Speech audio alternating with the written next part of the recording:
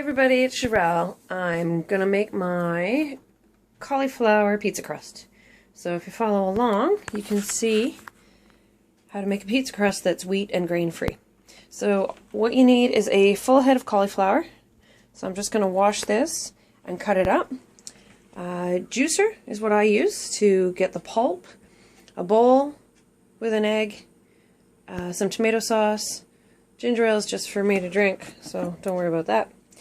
And then I have this pan here, which I actually got from Dollarama. It's a Betty Crocker pizza pan, which is perfect with the holes in it because then it allows your pizza crust to be not as squishy or mushy.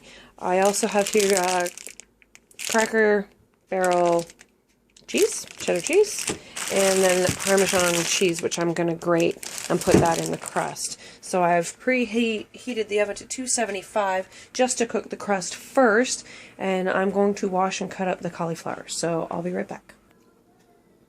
Okay, so what I've done here is taken the cauliflower and I've cut it up into small pieces that are going to fit into my juicer. I've cut most of the green stuff off, although you can leave it on because you're going to juice it. And these little bits are amazing to munch on. So here's my juicer. Because it's a hard vegetable, I'm going to put it on high. This is going to be fun, trying to do this while I'm holding my phone. So you take your cauliflower, put it in your juicer.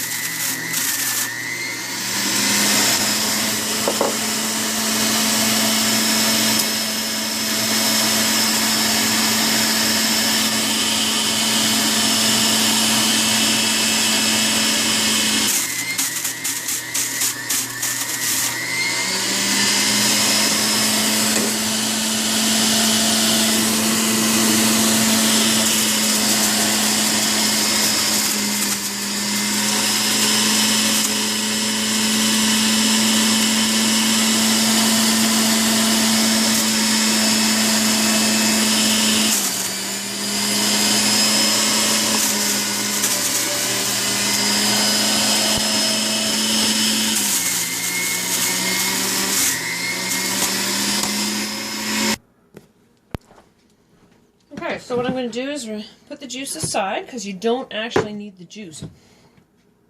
Got my bowl. Take my juicer apart. Got a little scrapery thing. And what you want for the crust is the pulp. The pulp that is left from the cauliflower, and that's what's going to be used to make the crust. I know it seems a waste to throw the juice away, so you can either add it to a smoothie or make a cauliflower soup out of it. Heat it up, add some cheese or some, anything. Add some cheese or some chicken or something. And then what you do is you take the back part of your pulp thingy, see there? There you go. And what you do is you put the pulp in your bowl. Ooh, this is a pretty big cauliflower. So usually you throw the pulp away or use the pulp for your soups. But in this case, what you want to try and do for a cauliflower crust is to remove as much of the liquid out of the cauliflower as possible. Other ways of doing this, as per recipes online, they tell you to cook your cauliflower so it's nice and soft, and then mash it up, and then squeeze as much juice out of it as possible, which takes a lot of time. As you can see, this took a whopping 2 minutes to do, just to pulp my cauliflower, so I can use this. Now the cauliflower I used is actually a big cauliflower, and you only really need half a cauliflower for one pizza. So I could probably make about 2 pizzas from this if I really wanted to, depending on the size of my pan and the size of the pizza. Now you will have some little bits that didn't quite get squished up, but you know what, that's okay, because it'll just make your crust a little bit thicker. Now this bowl is not big enough for what I want, so I'm actually going to get a bigger bowl, put all my pulp in here, There we go, like that. And then you want to take one egg, crack your egg into there. So although you wanted to get all the liquid out, one egg is perfect for keeping everything together. So I'm going to mix this up, and then I'm going to grate some cheese and add some cheese, and I'll be right back. Okay, so as you can see, I've grated about 1 1/3 cup of Parmesan cheese and close to 1 3/4 cups, maybe 1 2/3 cups of cheddar cheese. So what you want to do for your crust is add about a 1/2 cup. Yeah, about a 1/2 cup of Parmesan cheese to your crust. So I've got my handy dandy. I'm going to do it over here so it's spilly.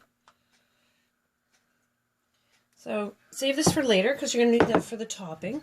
And I actually use that for the topping as well. So what I've got here is 1 egg in with 1 cauliflower and 1/2 cup of Parmesan cheese. Now for my own flavoring, I use parsley flakes because parsley is very good for you. So I put a whack load of parsley flakes, dried parsley flakes. And I also bought this Herbes de Provence from Costco. It's absolutely amazing. It's got thyme, fennel, basil, savory, and lavender in it. It's such a great herb spice mix. So I add a bunch of that in there too. Remember, this is the crust. So it's going to add little specks and stuff inside your crust when you're baking it. So after adding all that kind of stuff, I mix it all up. Make sure the egg is broken and evenly spread. The egg is the only liquid thing that's in the crust itself. So I just mix that up and make sure it's just nice and evenly spread. If you want to put a little salt in here, you can. You know, the sky's the limit. Use your creativity. If there's something you really like, go ahead and put that in. I've also got roasted red pepper powder, which is amazing in this kind of thing. But I add that on top of the pizza. So, like I said, this is just the crust. So mix it all in nice. You can see a nice big piece of cauliflower that didn't quite get juice. Well, I'll eat that, because I can. There you go. So here's your crust. Now here comes the fun part. Putting it in the pan. So what I've done is I've taken another pizza pan that doesn't have the holes in it. So like that. And then I've put some paper towel on here because there will be some liquid that squishes through and I don't want to wet my countertop. So I'm just going to put that in. But this is the pizza pan that we're going to bake the crust in. Now my hands are clean. I would recommend you wash your hands. If you're cooking for yourself and your family, don't worry about gloves and all that kind of stuff for health and safety reasons, but you also know your own kitchen. So I take a little handful. You know what, I'm actually going to make 2 crusts out of this. So what you do is you divide your dough in half. I put it in the middle. And spread it out like that. You can use a rolling pin if you want. But what I would recommend is that you squish it in the pan. Don't do it on a cutting board or a silicone mat. Well, a silicone mat might work because then you can just flip it upside down onto the pan. I just find it easier, because this is going to be a thin crust. A little goes a long way. I just find it easier to put it straight in the pan and then just use the weight of your hands to squish it out. And you can see the herbs in there that are going to create a lovely flavor, and the cheese, which is going to melt, and the cheese also holds the crust together. Now, the crust doesn't have to be perfect. It doesn't have to be perfectly round. It doesn't have to, you know, we're not Pizza Hut or Little Caesars or any of the other big chain. This is just a homemade cauliflower crust pizza. Just to try to help you get away from the wheat if you need to be off the wheat. Also off the grains. So there's no grains in this recipe either. So squish it out as best you can. Voila. Look at that. See, it doesn't meet the ends, but that's okay. So what we're going to do now is take this crust and we're going to bake it. I usually bake it for about 10 minutes, 10-15 minutes. And with the holes in the bottom of the pan, now don't forget to take it off this before you put it. You see how it's created that wet space on the bottom, so it's absorbed all the water. So what I'm going to do now is take this over to my oven. There we go. Oh, where it's preheated at 275. Put it in the middle tray. There we go. Ta-da! Bye-bye pizza. Put the timer on. I'm going to put this on for about 10 minutes. Oh my goodness. I'm going to put that on for 10 minutes and let it go. And then I'll let you know what it looks like when it comes out. Okay, so I've just taken the crust out, and as you can see, it's a little brown around the edges, which is good. Just to let you know, this crust will not be crispy. So when you're done and you want to cut into it and whatnot, you're going to have to eat it with a knife and fork. That's just pretty much it. Unfortunately, with cauliflower crusts, it doesn't crisp up. So, first thing I want to do is put my sauce on. So I use Kirkland organic tomato sauce. I always like organic stuff because you know there's no pesticides and stuff in it. Before I open the can, I also wipe the top of my can. I don't know if you guys do that or not. It's always a good idea to wash the top of your cans. Sounds stupid, but you don't know where these have been sitting in warehouses and having mice or rats poop on top or pee on top. And when you open it, you know how it sits inside, and the food touches the lid, so you have no clue what's on it. So wash your cans before you open it. Just a little food for thought. So what I'm going to do is just pour a little bit on. You can put as little or as much as you like, and use the top of my spoon. Spread it around. Cover as much as you want. Get right to the edges. Now we will be putting the pizza back into the oven. We can leave it at the 275, so you don't have to worry. I did have to put this on for an extra 5 minutes, so total cooking time was 15 minutes for this crust. So that looks pretty good. There we go. Put that aside. Now, while the crust was cooking, I pre-cut all my little bits and pieces. So I've got some sliced tomatoes. I cut up 3 mushrooms, red peppers, yellow peppers. I diced up tomatoes, so if you want to dice instead of slice, gives you an option. And this is turkey. Just cut Natural Selections turkey. And then I've got the rest of my 2 cheeses here that you see. That's what I use. And here's that red pepper powder that I told you about. The herbs de Provence again, and your parsley flakes. So first thing we do is we put your cheese on. So because I have 2 crusts, I have to use half of this for the one.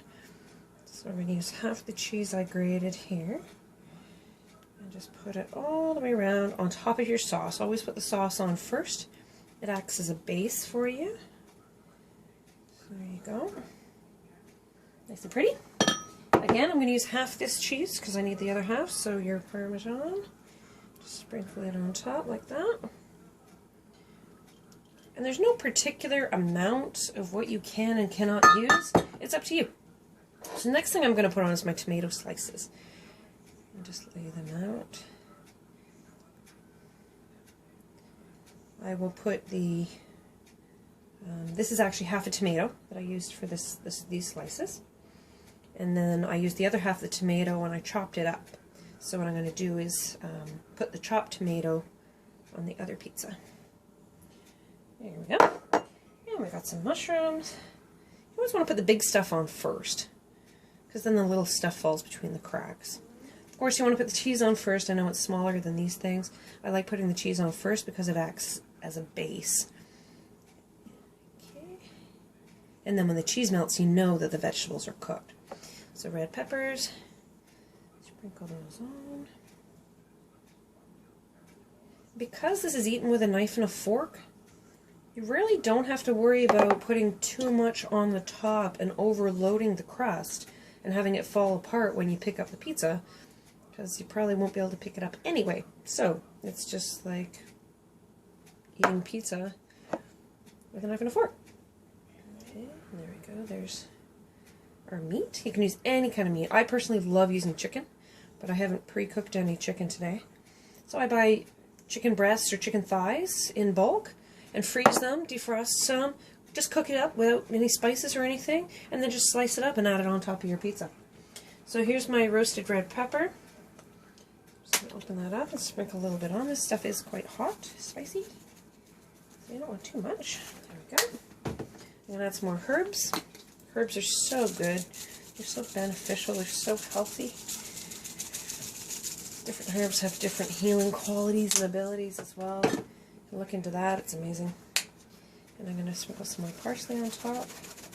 Usually I use ham and pineapple and make myself a Hawaiian pizza. So there we go. So I'm going to put that in the oven for another 10 minutes or so and decorate the other pizza while we're waiting. And I'll pull it out and show you what it looks like. Okay, so here's the finished pizza, and I put it on for, I think I cooked it for about 15 minutes total. And because I didn't use any raw meats, I don't worry about any issues with that. Food for thought, when you cook with vegetables, the rawer they are, or the more healthy they are for you, the more nutrition. Because when you heat a vegetable, it destroys some of the nutrients. So yeah, you can't go wrong. So that's my finished pizza. So what I then do is take the pizza roller cutter, cut it, and use a big spatula, put it on the plate, and you can eat it with a knife and a fork. So enjoy. Oh, I forgot. I put some crushed garlic on top because I forgot to put garlic. How can you forget garlic and onions on a pizza? So I forgot the onions, forgot the garlic. So midway through the cooking, I did put some garlic on for you, and that helps with boosting your immune system and keeping all those cold and flu bugs away. So there you go. There's your pizza. Enjoy. If you have any questions, feel free to text me or contact me, and I'm happy to answer any questions. Enjoy!